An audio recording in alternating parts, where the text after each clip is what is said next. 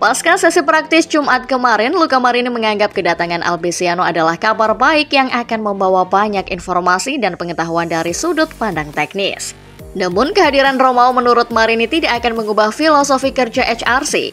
Lalu bagi Joan Mir, kedatangan Albesiano adalah kabar baik. Sebab Albesiano adalah orang berpengalaman yang pernah berada di pabrikan yang juga pernah mengalami momen seperti yang Honda alami, dan dia adalah sosok Eropa yang kuat, yang akan mampu bekerja sama dengan Jepang dengan potensi luar biasa yang dimiliki para insinyur Jepang. Sementara itu, Johan Zarco mengatakan selalu menyenangkan memiliki seseorang yang membawa ide-ide segar dan visi baru. Penting juga untuk mendapatkan informasi dari para insinyur yang berasal dari pabrikan lain untuk membuat perubahan signifikan pada motor dan melanjutkan pengembangan. Zarco menambahkan orang Jepang punya kualitas dalam membuat dua motor berbeda, namun serupa dalam hal sensasi yang diberikan. Tapi ini juga menjadi kekurangan tersendiri saat ini karena akibat hal lain Honda tidak dapat menemukan arah, terutama karena masalah akselerasi yang dialami sejak awal musim dan oleh karena itu memerlukan sesuatu yang berbeda. Zarco berharap datangnya Albesiano akan membawa perubahan di masa depan.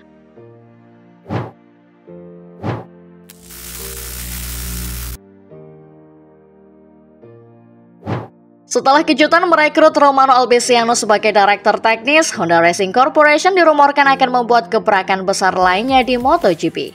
Jika Yamaha sedang membangun mesin V4 untuk menggantikan mesin inline 4-nya, Honda malah mempertimbangkan menggunakan mesin V3 di MotoGP. Melansir motorpassionmoto.com dan webike.net, Honda sedang mempersiapkan mesin V3 versi terbaru untuk salah satu motor produksi massalnya. Namun, mesin V3 tersebut kabarnya juga dilirik untuk dijadikan mesin prototipe Honda di MotoGP untuk regulasi baru musim 2027 mendatang. Dalam draft regulasi MotoGP 2027, tidak disebutkan larangan menggunakan mesin berkonfigurasi V3 silinder tersebut. Di sana hanya disebutkan bahwa jumlah silinder maksimal adalah 4 tanpa menyebut jumlah minimal silinder mesinnya.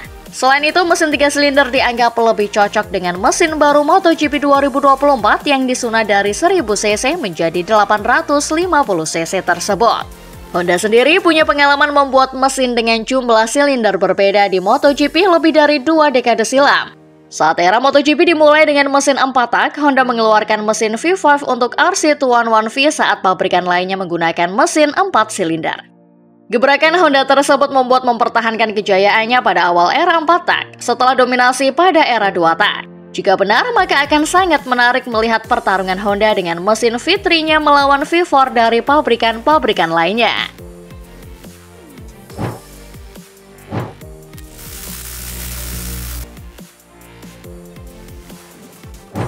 Rookie Spanyol berusia 20 tahun itu untuk pertama kalinya lolos kualifikasi sebagai pole position pada Sabtu pagi.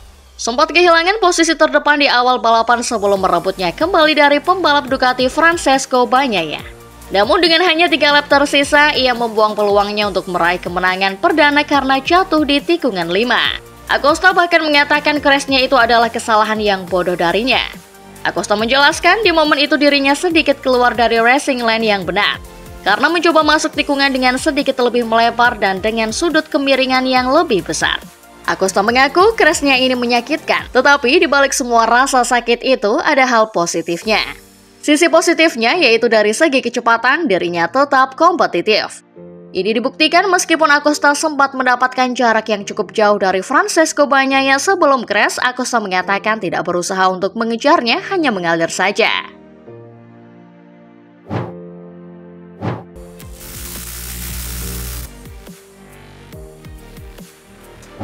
Pembalap Pramac itu jatuh pada saat yang paling tidak tepat dalam kualifikasi untuk menentukan urutan start untuk 2 balapan akhir pekan. Ia turun ke urutan ke-12 di grid di baris keempat yang menyulitkan misi juara dunia. Dalam sprint race di Motegi, pembalap Spanyol itu melakukan start yang sempurna, mengambil jalur dalam dan menyalip sejumlah rivalnya.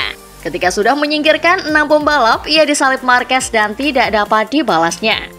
Jatuhnya Pedro Acosta saat memimpin dan mundurnya Brad Binder karena masalah mekanis membuatnya melintasi garis finish di posisi keempat. Setelah menghabiskan sebagian besar balapan dengan jarak 0,3 hingga 0,9 detik di belakang Marquez, Martin muncul di hadapan media untuk menjelaskan pengalamannya. Menurut Martin, Marquez telah mempelajari banyak hal di motor Ducati. Oleh sebab itu, sekarang Marquez layak menjadi referensi bagi Ducati. Hal ini karena kecepatan Marquez di sektor keempat diakui Martin sangat mengesankan. Dan Martin pun tidak bisa mengendarai motor dengan baik karena posisi tubuhnya di atas motor tidak tepat. Bahkan Martin merasa terlihat seperti pembalap Moto3 atau lebih tepatnya seperti rider rookie bila dibandingkan dengan Marquez.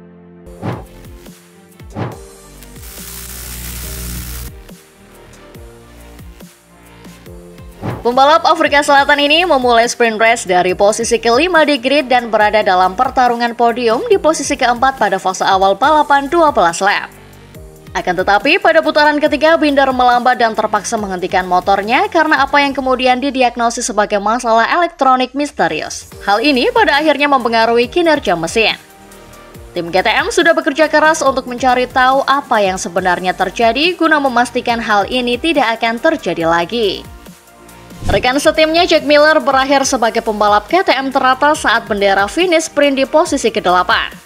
Setelah Pedro Acosta dari Tech3 tersingkir dari posisi terdepan pada putaran ke-9 dari 12. Pembalap Australia itu terlibat dalam perebutan poin akhir tetapi dibatasi oleh ban belakang soft yang habis lebih awal dari perkiraannya.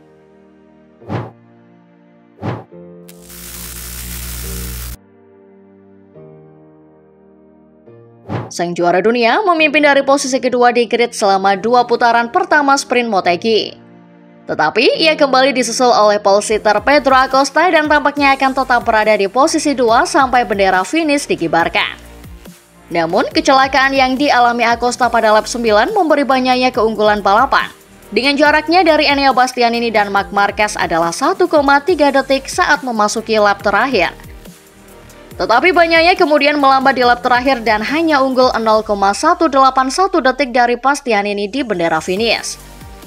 Bagnaia lalu menjelaskan apa yang membuatnya melambat. Di momen itu, Bagnaia memilih untuk mengambil risiko di lap terakhir dengan memperlambat laju motornya terlalu berlebihan. Hal ini dia lakukan karena di lap terakhir hujan mulai turun sedikit dan Bagnaia juga melihat jaraknya sudah 1,3 detik di awal lap terakhir. Oleh karena itu, Bagnaia memutuskan untuk melambat 1 detik.